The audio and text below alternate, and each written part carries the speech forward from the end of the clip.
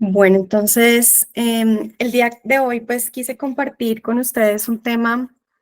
Realmente estuve revisando también pues dentro de las encuestas que hacemos en las OptiClasses. Dentro de esas encuestas pues también les hemos preguntado acerca de los temas que les gustaría que nosotros compartiéramos con ustedes en estas OptiClasses.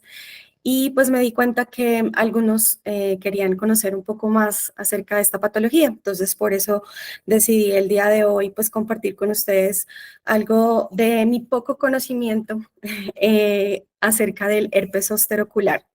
Realmente pues voy a hacer algo muy general, realmente no voy a ahondar mucho en la patología, pero sí les voy a dar ciertos tips para que podamos identificar pues esta patología en la consulta desde el punto de vista de optometría para que podamos realizar una remisión oportuna para que estos pacientes puedan también tener pues ese tratamiento que requieren de forma oportuna para evitar lesiones que nos lleven pues obviamente a complicaciones mucho más severas que puedan traer secuelas serias en los pacientes.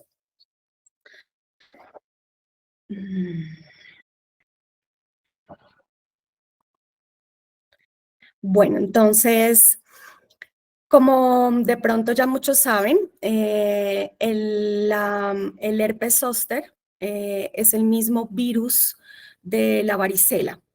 Se llama virus varicela zóster. Y pues este es un virus que se adquiere muchas veces en la infancia. Casi siempre lo adquirimos en los jardines o en los colegios y pues es un virus que está guardado en los ganglios linfáticos, en los ganglios de la cadena dorsal. Este virus queda ahí guardado y queda ahí silente, dormido durante toda la vida y en procesos de inmunosupresión. Llamamos inmunosupresión cualquier evento que cause disminución de nuestro sistema inmune, llámese una enfermedad como cualquier proceso infeccioso agudo, una gripa, una diarrea, cualquier situación de estrés físico o emocional, produce una reactivación del virus. Y al producirse la reactivación del virus, el virus migra a través del sistema nervioso central y tiene mucha afinación por los nervios que se dirigen hacia la parte facial. En este caso, pues va a irse por el nervio o por la rama del nervio oftálmico y nos va a causar pues las manifestaciones oculares que vamos a ir viendo más adelante. Generalmente afecta a mayores de 60 años, es lo que más hemos visto, pero pues puede ocurrir a cualquier edad. Más o menos los pacientes mayores de 60 años hay una incidencia entre el 10 al 20% de los casos y pues la rama oftálmica se afecta más o menos en un 15% de los casos de reactivación de este virus. Dentro de las fases que podemos encontrar de la enfermedad, pues vamos a encontrar fases agudas, fases crónicas, recidivas, la neuralgia posherpética, con manifestaciones pues del herpes como tal que pueden ser sistémicas, que pues realmente no voy a tocar la parte sistémica, cutáneas, que solamente pues voy a hablar de la parte cutánea a nivel que nos compete, que es la parte periocular, manifestaciones oculares, tanto agudas como crónicas, y pues las partes de las recidivas. Hay una fase prodrómica que pues los pacientes muchas veces no identifican, pero pues que está relacionada con todas las enfermedades virales. Generalmente anteceden a los síntomas una semana y pueden presentar los pacientes fiebre, malestar general, dolor de cabeza, pueden presentar algo de dolor en la zona en donde está la inervación por parte de la rama oftálmica, hipersensibilidad en esa zona y pues ya luego van a aparecer las lesiones cutáneas. Estas lesiones cutáneas se caracterizan porque aparecen más o menos a los 3 o 4 días de incubación del virus. Van a afectar pues las diferentes zonas de distribución del nervio, en donde pues las diferentes ramas del nervio oftálmico, que sería la frontal lagrimal y la nasolagrimal, eh, y pues van a causar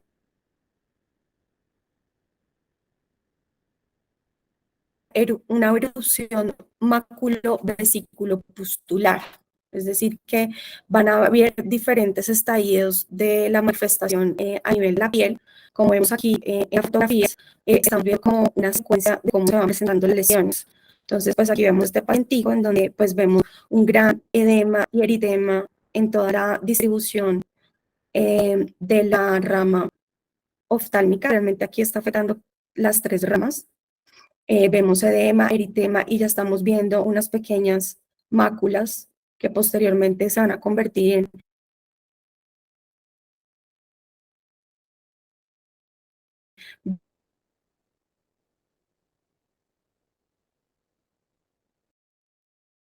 vesículas que pueden ser pustulosas, que van a terminar pues en costras y pues ya si van a comprometer, pueden llegar a comprometer internamente pues, el ojo y causar lesiones oculares.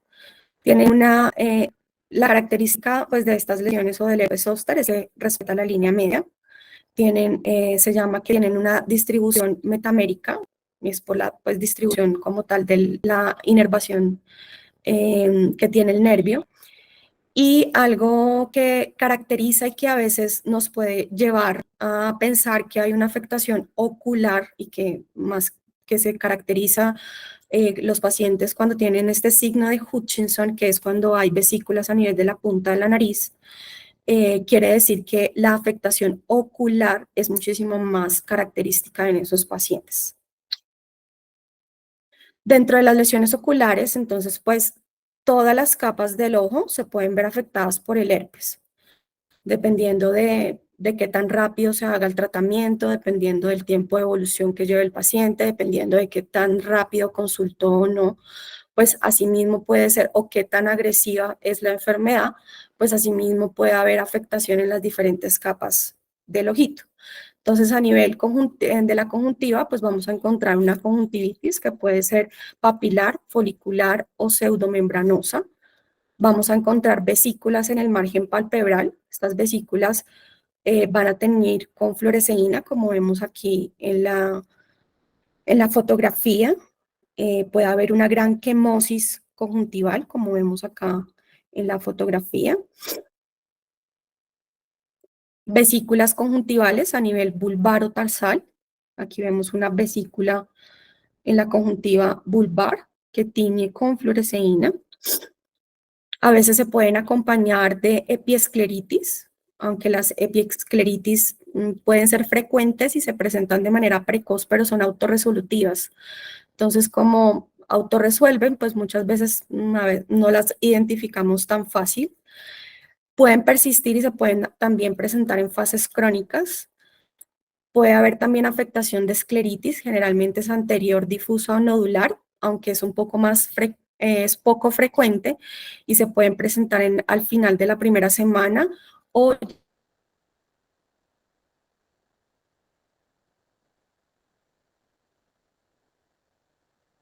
ya en las fases crónicas en el primer o tercer mes de la infección, la primera manifestación de infección aguda. Manifestaciones a nivel de la córnea. A nivel de la córnea, entonces podemos encontrar todas esas manifestaciones. Está la queratitis epitelial punctata, la queratitis pseudodendrítica, las queratitis disiformes o endotelitis, las queratitis numulares, las queratitis en placa de mucina, la queratitis neurotrófica y la queratitis intersticial. Estas últimas cuatro son más de fases crónicas que se pueden presentar en meses o años después de una infección o después de una primera manifestación del herpes. Y las primeras pues ya son en estadios iniciales con latencias en los primeros días de presentación. Vamos a hablar un poco de estas queratitis. Entonces, dentro de la queratitis pseudodendrítica, estas queratitis se caracterizan porque son lesiones que se pueden presentar entre el cuarto y sexto día de las manifestaciones en piel. Son generalmente lesiones que son periféricas,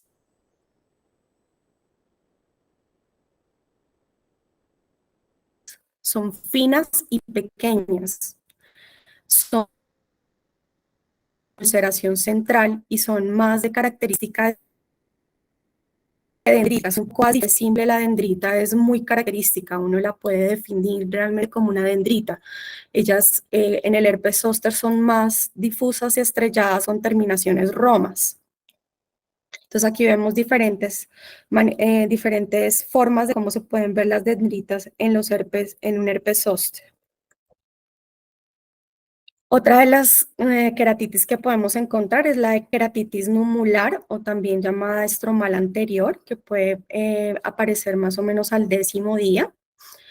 Esta se caracteriza por ser un infiltrado granular fino, que es aquí la fotografía que vemos aquí en el lado A, en donde pues es un infiltrado del antígeno viral debajo de la membrana de Bowman, en donde pues vamos a ver un halo a nivel del estroma, en donde lo vamos a ver así turbio. Aquí pues ya vemos el AB es ya cuando ha recibido el tratamiento.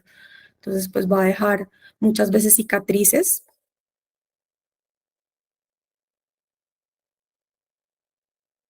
Eh, dependiendo de la respuesta al tratamiento.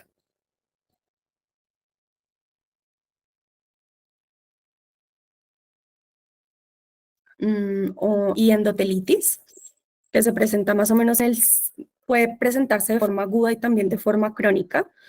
Se presenta en el 5 al 30% de los casos de los pacientes. Cuando es en forma aguda, aparece más o menos hacia el 7º día de la enfermedad.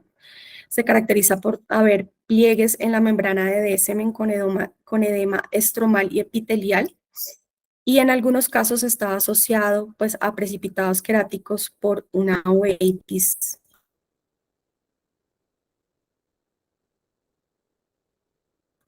Que se esté presentando de manera asociada. Uveitis anterior también podemos encontrar en cualquier fase de presentación de la enfermedad, incluso cuando manifestaciones corneales. Entonces puede presentarse de forma aislada, es decir, sin que encontremos alguna afectación corneal, o incluso con manifestaciones corneales, y puede estar más o menos en el 40% de los casos. Afectaciones retinianas, pues podemos encontrar, no es tan común encontrar realmente una afectación retiniana en herpes zóster, pero pues cuando se presenta realmente es una infección muy, muy grave.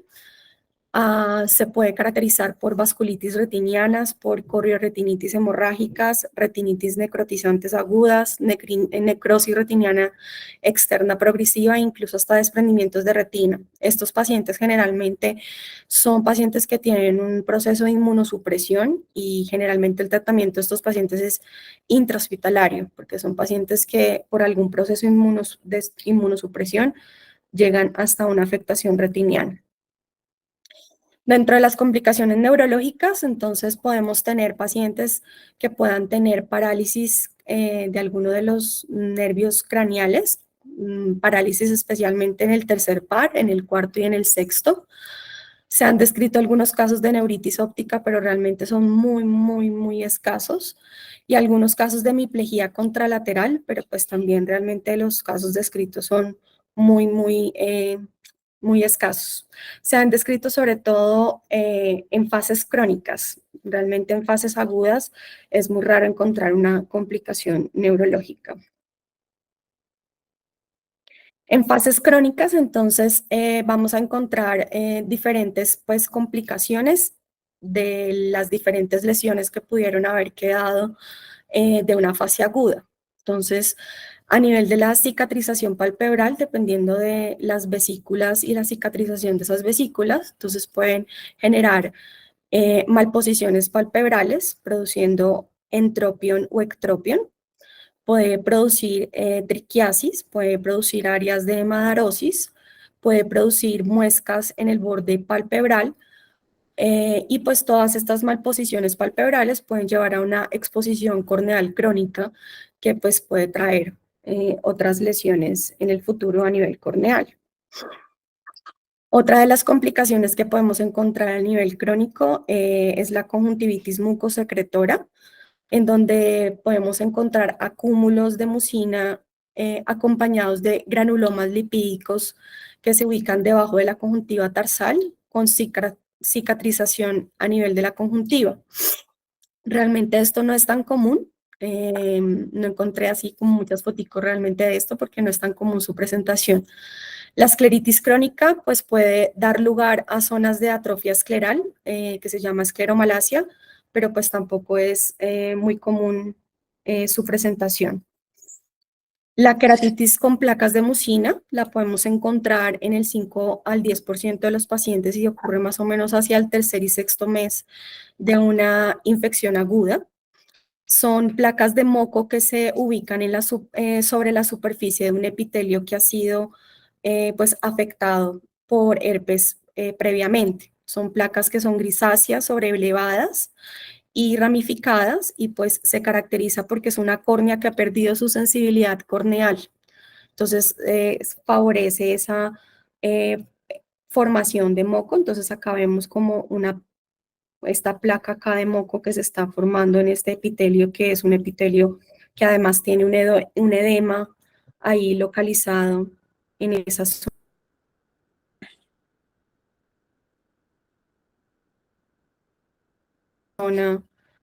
en donde se está formando la queratitis.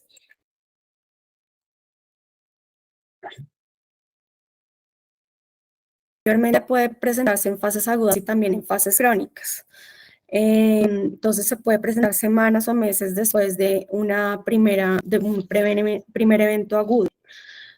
A veces también la podemos tener así como la ven aquí en la fotografía, donde pues va a haber una lesión en un área que es profunda de un edema estromal en forma de disco, que puede ser periférica o central, y en donde pues vamos a encontrar que el epitelio está intacto y puede pues asociarse a pequeñas lesiones o a anillos inmunes, lo llaman en la literatura, eh, periféricos que se localizan en la periferia, que indican pues obviamente que y dan, nos dan como la sospecha de que pues obviamente esto puede ser herpético.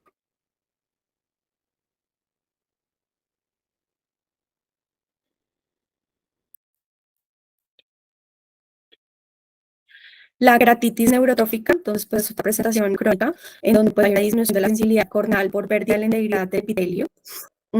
Puede producirse en los primeros meses, ocurre más o menos en el 20% de los casos, y pues encontramos entonces una ulceración severa eh, que, que puede ocasionar infecciones secundarias e incluso perforación.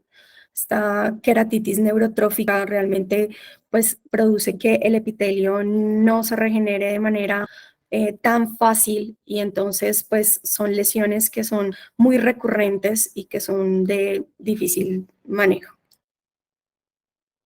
La queratitis intersticial, que es una cicatrización corneal, que produce una cicatrización corneal significativa con vascularización, como vemos aquí en la fotografía. Esa vascularización horizontal con depósitos que van a estar a nivel paracentral o periférico. Y pues ya también desde el punto de vista neurológico está pues la neuralgia posherpética, que afecta más o menos al 7% de los pacientes. Esta neuralgia puede ser constante o intermitente y aparece una vez que ha desaparecido el exantema, o sea, se caracteriza porque empieza realmente el dolor una vez que ya no hay lesiones cutáneas. Se caracteriza porque empeora en la noche y puede empeorar con el tacto y el calor. Realmente muchas veces son dolores que son incapacitantes, que el paciente realmente consulta muchas veces por dolor ocular sin ninguna lesión aparente. Y pues cuando se hace el interrogatorio, pues ahí encontramos que posiblemente el paciente ha tenido un episodio de herpes y pues estos pacientes a veces no reciben un tratamiento, no han recibido un tratamiento oportuno para poder prevenir esta neuralgia posherpética y puede llegar a ser pues para algunos pacientes muy incapacitante.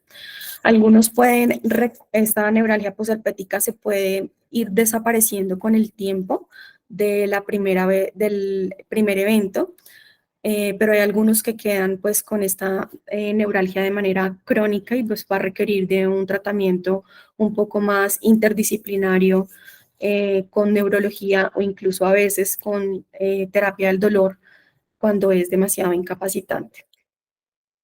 El tratamiento, pues realmente el tratamiento del herpes zóster debe ser sistémico, debe ser con antivíricos y es pues la primera línea y debe ser en todos los casos de los pacientes independientemente de la edad y se debe iniciar al momento de que aparecen las lesiones dermatológicas. Entonces, por eso hablaba al principio de que es muy importante empezar un tratamiento oportuno para poder evitar complicaciones y otros hallazgos o que el herpes empiece a causar lesiones un poco más profundas o que se disperse o que empiece a afectar otras estructuras a nivel ocular. Entonces, el tratamiento sistémico, pues con antivírico, el antivírico pues que más utilizamos es el aciclovir. La dosis que utilizamos es de 800 miligramos, 5 veces al día. Hay diferentes protocolos, 7 a 10 días, 7 a 14 días. Realmente, personalmente lo utilizo 14 días. Y esto pues nos va a disminuir la aparición de vesículas, acelera la curación de las lesiones cutáneas, disminuye la incidencia de la queratitis estromal y dendrítica y disminuye el desarrollo de una uveitis anterior. Entonces, pues el inicio oportuno del antiviral también nos ayuda a disminuir todas estas complicaciones. Y pues el tratamiento tópico, pues es muy importante cuando tenemos obviamente compromiso a nivel ocular. Entonces, pues cuando tenemos una queratitis epitelial o pseudodendrítica, entonces pues el tratamiento es utilizar los lubricantes oculares. Hay que lubricar muy bien el ojito y es importante en la parte de lubricantes utilizar lubricantes sin preservantes. Recordemos que los preservantes pues no van a dejar que el epitelio obviamente crezca nuevamente y los defectos pues realmente cierren, entonces pues tenemos que procurar utilizar lubricantes sin preservantes. También podemos utilizar o debemos utilizar el aciclovir, el ganciclovir, que es el que estamos utilizando ahorita, tópico, eh, para también pues ayudar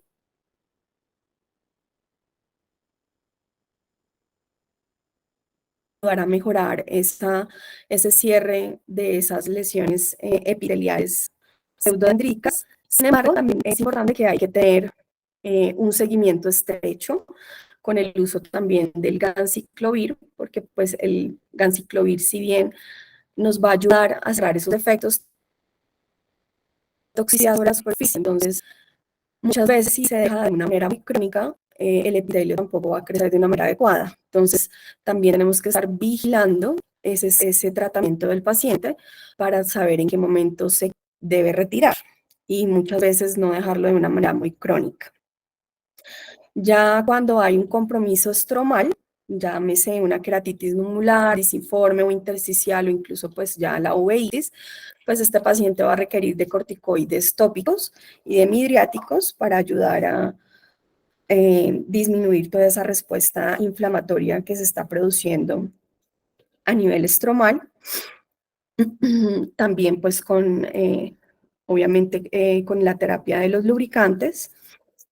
En algunos casos, específicamente en los pacientes con queratitis neurotrófica, a veces utilizamos lentes terapéuticos para que nos ayude con la reepitelización y pues ya en algunos casos muy avanzados vamos a necesitar hacer ya tratamientos quirúrgicos por cualquier complicación que de pronto no haya tenido una evolución favorable. En cuanto al tratamiento de la neuralgia posherpética, pues así como comentarles algo muy global, generalmente estos pacientes responden muy bien a analgésicos menores, como el acetaminofén con codeína, pero pues hay otros que van a requerir terapias un poco más específicas, como los antidepresivos, como la mitriptilina, algunos antiepilépticos como la pregabalina o la carbamazepina, y algunos responden a opioides débiles como el tramadol. Y bueno, esto era lo que tenía por compartir con ustedes. Muchas gracias.